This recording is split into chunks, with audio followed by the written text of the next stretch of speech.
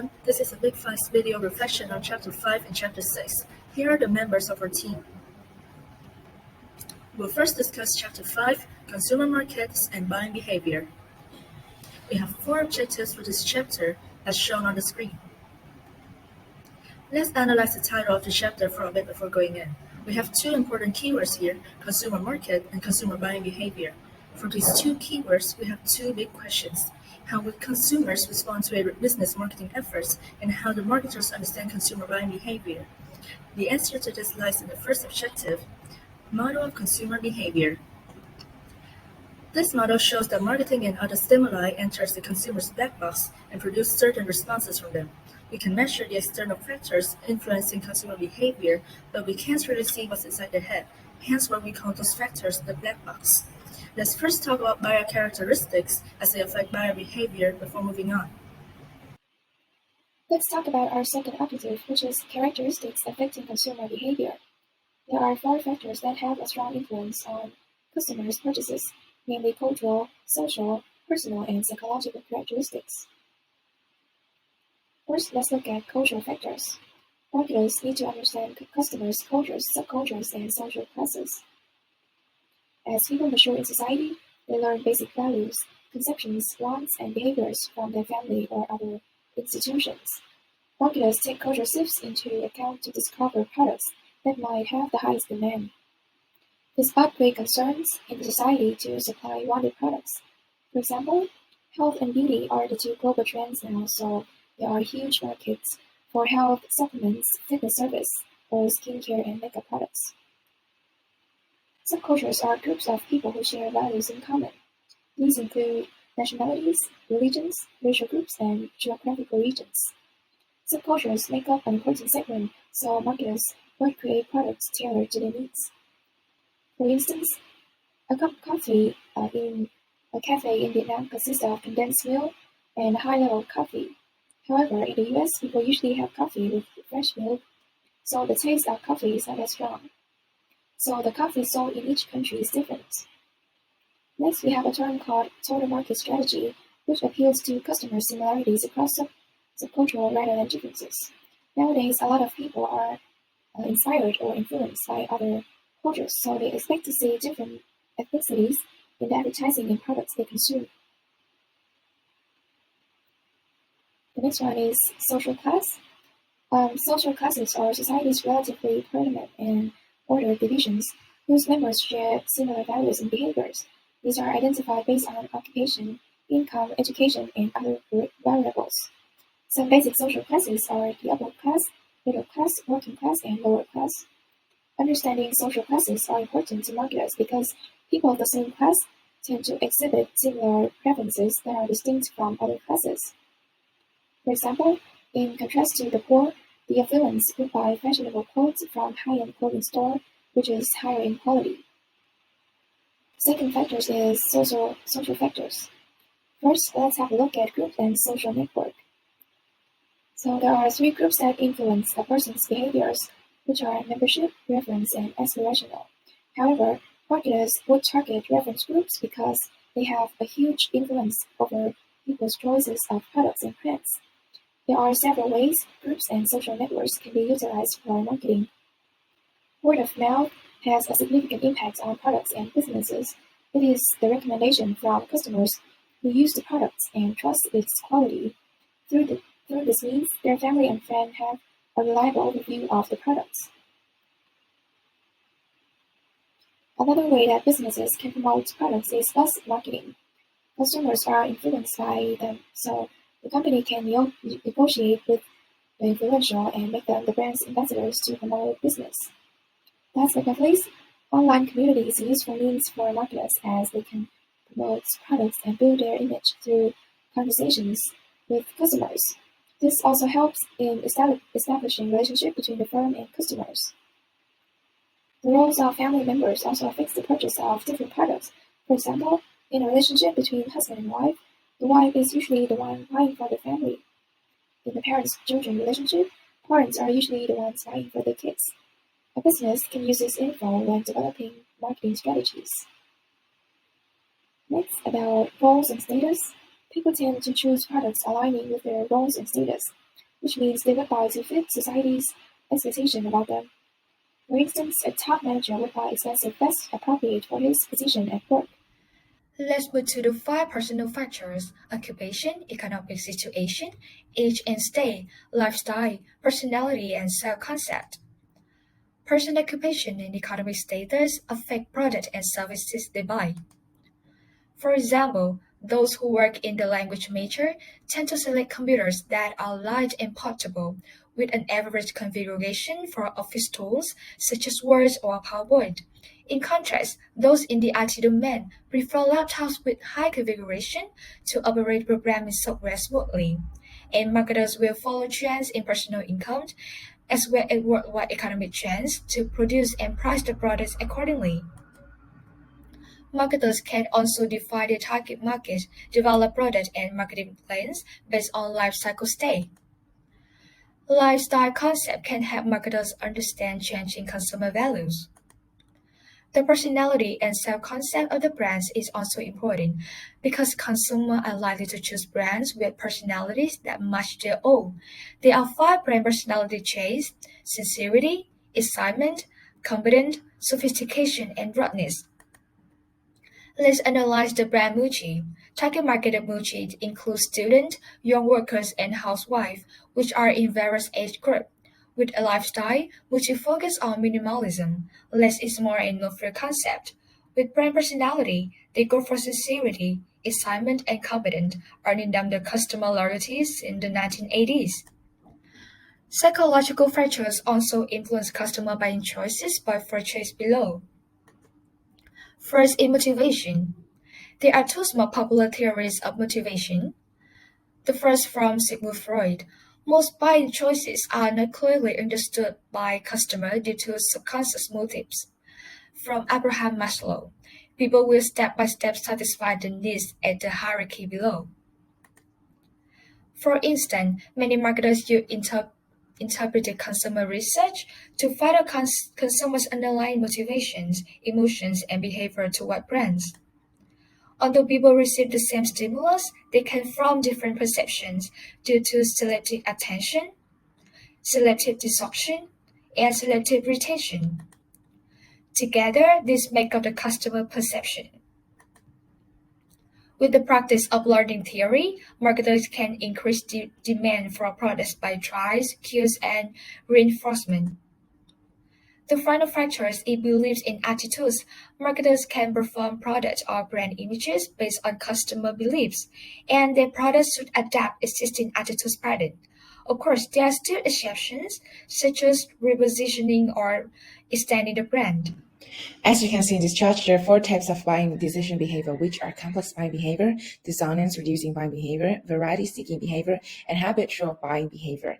And based on the degree of buying involvement and the degree of differences among brands, we may have different buying behavior. Let's say you've been working all your life now and it's time you bought a car. A car is quite costly and this decision is infrequently made, so you have to consider thoroughly between brands before you're making your final decision. This case is complex buying behavior. Knowing this behavior, luxury brands would try to highlight the important attributes to customers. The second type is dissonance-reducing buying behavior. The only differences in terms of brands between this group and the first one is that there are not many differences between brands. You may want to buy an aircon, let's say. That's an expensive and frequently purchased product, but compared to Toyota and Tesla, the gap between Daikin and Hitachi is not that wide. In this situation, buyers may shop around, but will quickly purchase according to the cheaper price and the convenience. To overcome this, communication is the key. Habitual buying behavior happens when consumer involvement and perceived brand differences are low. Take cooking oil, for example. Repetitive purchases from same brand may be more out of habit rather than strong brand loyalty.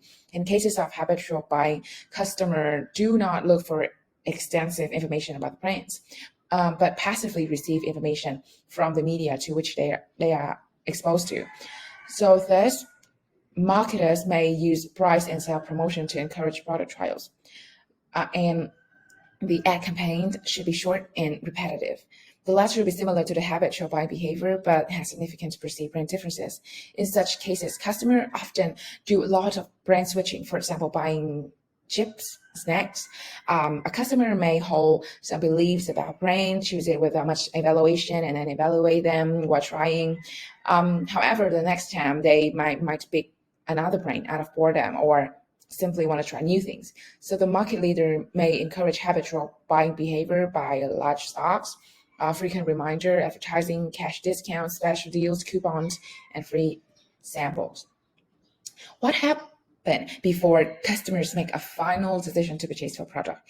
You can find the answer in this figure. Overall, customers go through 5 steps in total before, during, and after purchasing a product. I would like to go over this by using my own experience as an example. A few months ago, I graduated from high school and I was preparing for my university. When I realized that I needed a new laptop, then, as many other people would do, I went online and did an intensive research about laptops using keyword laptops for a uni student.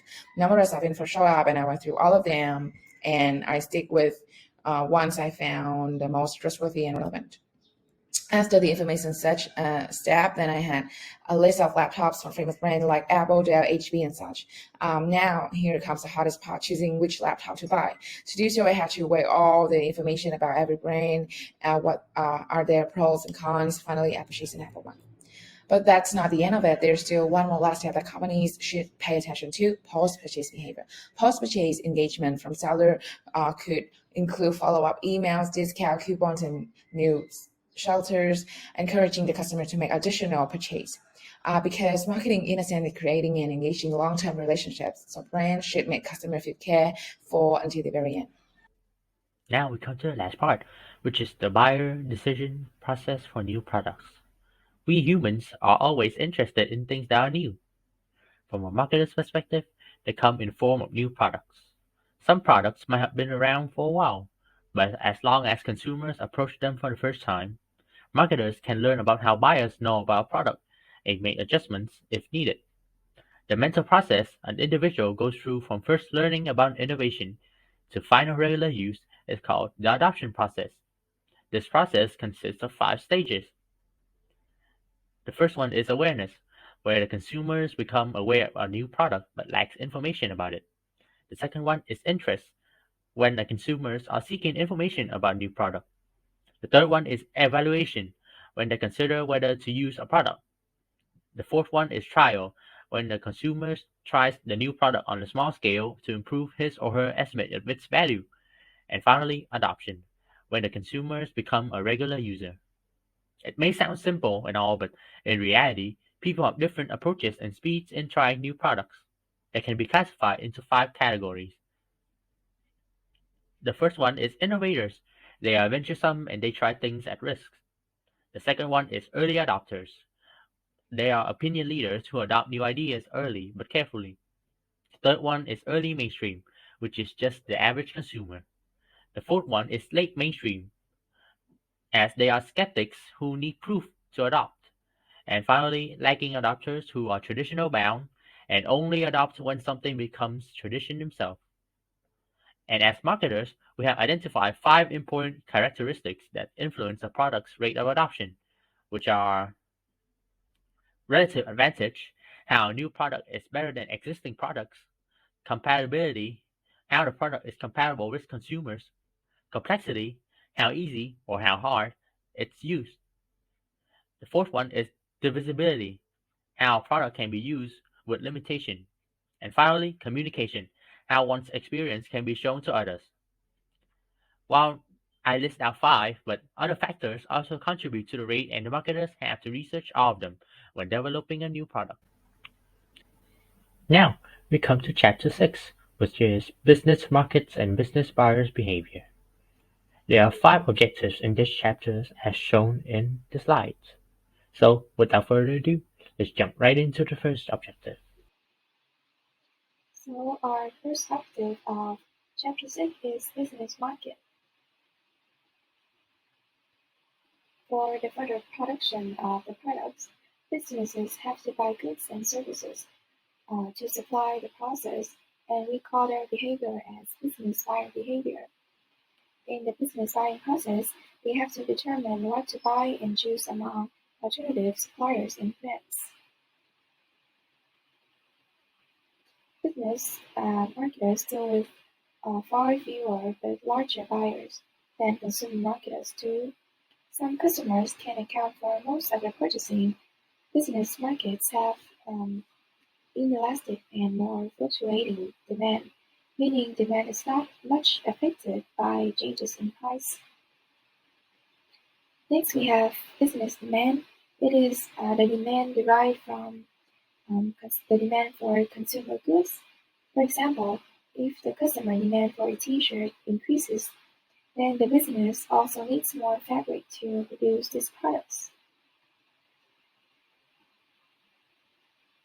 Compared to consumer purchase, a business purchase involves more decisions, participants, and professional purchasing efforts. It is done by agents who are trained and have a lot of experience, spending their whole life learning how to buy better, and may even include a committee as the purchase becomes more complex. Let's talk about types of decision and the decision process. Businesses face complicated buying process involving a lot of technical and economic considerations. In the process, buyers and sellers are much dependent on each other. Marketers keep customers by meeting their needs and partnering with them in solving problems. Nowadays, many companies are practicing supplier development to ensure a dependable supply of materials so that they can process their own products or resell them. Next, let's talk about business buyer behavior. We've already talked about the model of consumer buyer behavior in chapter 5, and we also got a similar model in this chapter. The environmental factors mostly stay the same, but there are major differences in the buying units, the decision process, and the types of decisions made. Within the organization, buying activity consists of two main parts, the buying center and the buying decision process, which are influenced by several factors as shown here. This model suggests 4 important questions about business buyer behavior. What buying decisions do business buyers make? Who participates in the business buying process? What are the major influences on buyers? And how do business buyers make their buying decisions? Let's find out the answer to the first question. As the business buyers carry on the decision process, they will most likely find themselves in one of these pre-buying situations. First is a straight pre-buy, in which the buyer reorders something without any modifications. In this case, the in-suppliers will try to maintain the product and service quality, while the out-suppliers figure out how to attract the buyer. Next is a modified rebuy, where buyers want to modify the products or suppliers, which will create pressure on the in-suppliers and opportunities for the out-suppliers. Last, we have a new tax situation, and as it is the first time buying, the bigger the risk, the more resources and efforts will have to be put in, and the more decisions the buyer will have to make. As the decisions making can be quite complex, many business buyers prefer buying the complete solution. This is called system selling and is the key to many marketing strategies. Now we'll move on to the next question. The decision-making unit of a buying organization is called a buying center, and it includes all members of the organization who play any of these 5 roles in the purchase decision process: users, influencers, buyers, deciders, and gatekeepers. It is an fixed unit, and the roles are assumed by different people for different products. The challenge for business marketers is to figure out the participants as well as their influence and evaluation criteria. Many business buying decisions result from the complex interactions of ever-changing buying center participants. Our third question is about the influences on buyers. This model shows 4 groups of influences on business buyers. The business buyer must watch these factors, determine how they will affect them, and try to turn these challenges into opportunities. As for the fourth question, the next answer lies in our next objective. Now, we move to the business buyer decision process. The business buyer decision process consists of 8 steps. However, it isn't obligatory to do all 8 in practice. Recognizing the problem occurs when a specific product or service is recognized as the solution for a company's problem or need. The next step is general needs description, which means to draw a general picture of the needed item with needed features and quantity. product specification is to deepen the reverse general description and select the best technical product characteristic. It's better to collaborate with the value analysis engineering team. After getting the details of a needed item, supplier search is the next step. The buyer can get vendors information from other companies or online search. After finding qualified vendors, the buyer has to invite them to submit proposals. That's called proposal solicitation. The proposal should be marketing document and outstanding enough to attract buyers. The buyer then select vendors with desired attributes such as product and service quality, fab, on-time delivery. This step is called supplier selection. After choosing the most suitable suppliers, the buyer prepares an order routine specification with list of desired items such as technical specifications, delivery times, guarantees. The last step is performance review, in which the buyer evaluates the product's quality and decide whether they should continue the arrangement or not. The seller should ensure that the value given to the customer meets the demand. Have you ever purchased anything on these websites or apps? I bet the answer is yes, right? Recently, we have witnessed the blossoming of technology in various industries, especially in marketing and commerce. Traditionally, you have to go to brick and mortar stores to purchase goods, but now any purchases can be done with a click. And it seems that more and more customers favor procurement due to its convenience. We have a huge range of project, pay a more affordable price, and save a lot of time browsing in the actual store. On the other hand, sellers also benefit from e-procurement. First, it saves transactions costs, resulting in higher purchase efficiency for both buyers and suppliers. Second, it reduces the time between the order and delivery. And finally, the e-procurement frees purchasing people from a lot of drudgery and paperwork. Moreover, companies can capitalize customer data from their online platform for further analysis. And do you know that 70% of people use social media when making a purchasing decision? We all know social media has become an integral part of today's lives. Here are some popular and most used social media platforms such as Facebook, Twitter, Google, YouTube, you name it. Knowing so, today's B2B marketers are now using a wide range of digital and social media marketing approaches, from website, blogs, mobile apps, mainstream social media, to engage business. And B2B refers to business, a company that provides service on or products to other business. And B2B is opposite. It refers to business to consumer, and company sells directly to individual customers. Compared to B2C, B2B is more profitable and sustainable for business in the long run. Look at this picture. Can you tell which two companies are collaborating? Yes, that's right. The answer is Vinmart and Wrap. Vinmart launched a virtual store. Customers just need to scan the QR code, and after 2 to 4 hours, all the product in the cart will be shipped right at their front door. And the fact that two businesses collaborate also create a huge boost in the number of customers and reduction in money spent on marketing. Now I will talk about the last part of this chapter, which is institutional and government markets. Now we come to the two special types of markets, which are institutional markets and government markets. Institutional markets are schools, hospitals, nursing homes, and prisons that provide goods and services to the people in their care. Many institutional markets are characterized by low budgets and captive patrons. For government markets, there are governmental units, federal, state, and local, that purchase or rent goods and services for carrying out the main functions of the government. Their characteristics are: they require suppliers to submit bids. They favor domestic suppliers over foreign suppliers. They have clear guidelines for the companies to follow. They are affected by environmental, organizational, interpersonal, and individual factors, just like all the other markets. And they have government marketing departments and programs. As an example, Boeing in 2018 has 31% of its revenue from the US government, which is the biggest buyer of the company, due to its programs specifically made for the Department of Defense, or the DoD.